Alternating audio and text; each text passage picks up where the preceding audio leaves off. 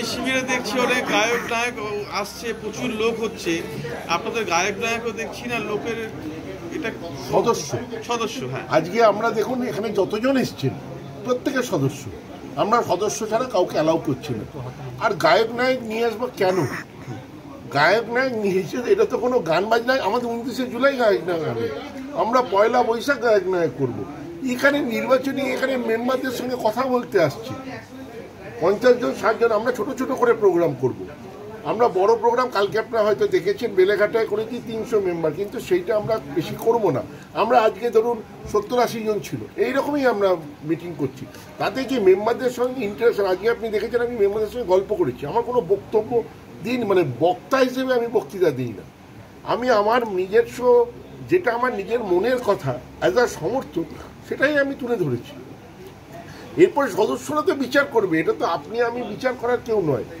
Vote দেব, গায়ক তো vote দেবেন না, নায়কও ভোট দেবেন না, ভোট দেবে হচ্ছে সদস্যরা, তারাই তো অ্যাকচুয়াল হিরোজ, তো তারা ঠিক করবে কাকে দেবে না। হাওড়া জেলায় সব থেকে বেশি ভোট মন্ত্রী অরূপ রায় কালকে বলেছেন যে উপরওয়ালার নির্দেশে টুটু এবং অঞ্জন টুটু এবং সিঞ্জয়ের পাশে আমরা থাকছি। এটা কি আপনার ক্ষেত্রে বড় ধাক্কা? উপরওয়ালা মানে ভগবানের নির্দেশ, উপরওয়ালার নির্দেশ দিয়ে বলেছে, তাহলে মানে ভগবান নির্দেশ পাঠিয়েছেন কোনো? কারণ আপনাকে আমি একটু আগে যেটা বলেছি আপনারা শুনেছেন নিশ্চয়ই, যে 24শে এপ্রিল, গত 24শে এপ্রিল যে ইস্ট বেঙ্গলের প্রোগ্রামে রবীন্দ্র সদনে মাননীয় মুখ্যমন্ত্রী ভূয়সী প্রশংসা করেছেন মনমান কাজে, এবং আমার নাম ধরে বলেছেন, আপনারা ভিডিওটা আরেকবার দেখে নিতে পারেন, ভূয়সী প্রশংসা করেছে মনমান কাজে। তো তাই জন্যে আর আমার পার্টির সঙ্গে তাদের উচ্চ নেতৃত্বের সঙ্গে সম্পূর্ণ যোগাযোগ আছে, আমি তাদের আশীর্বাদ নিয়েই করছি। এখনো অবধি কোনো রকম আমাকে যে নির্দেশ এসে পৌঁছয়নি যে তুমি ইলেকশনে দাঁড়িও না।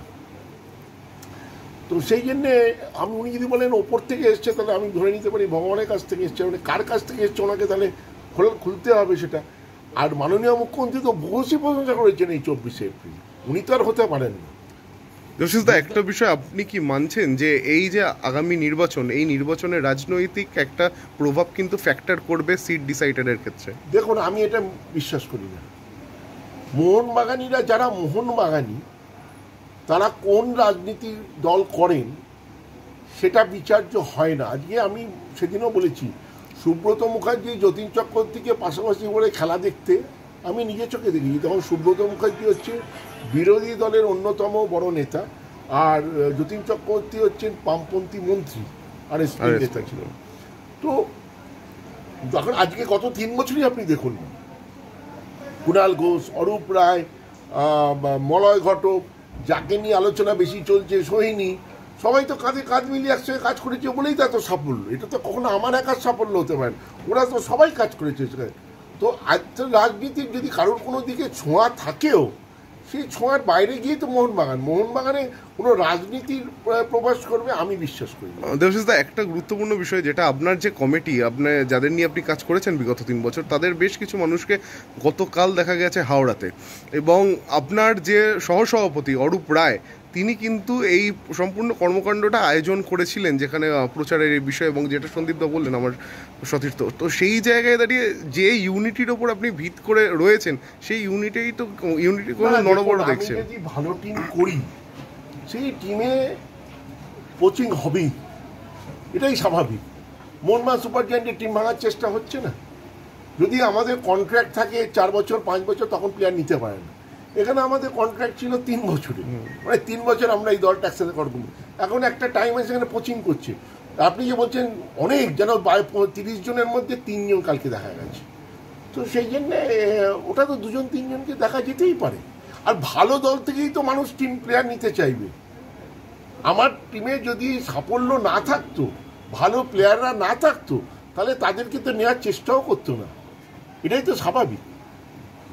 আমার প্রশ্ন একটা হচ্ছে যে এখন নির্বাচন ঘোষণা হয়নি, কিন্তু প্রচার দুপক্ষেরই শুরু হয়েছে, লড়াই কঠিন।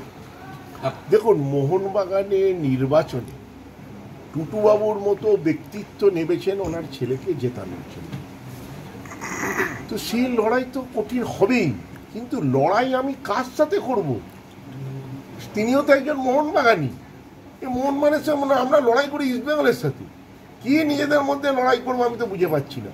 আর এই তো লড়াইয়ের জায়গায় সদস্যরা ঠিক করবে যে কে বেশি যোগ্য তাকে ভোট দেবে। আমি তো একটু আগেই বললাম সুনীল গাভাস্করের ছেলে তো রোহান গাভাস্কর।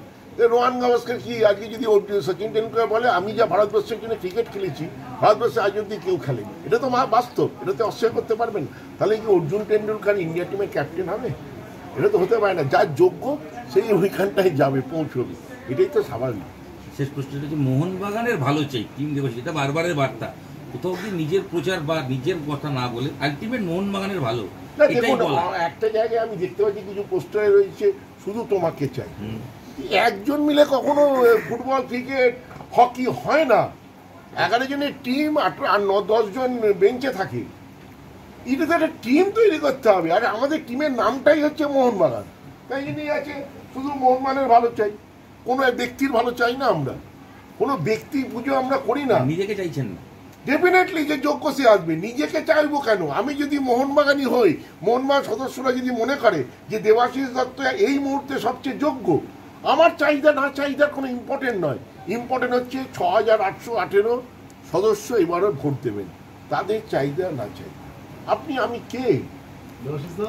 জয়যুক্ত হলে আপনার কমিটি জয়যুক্ত হলে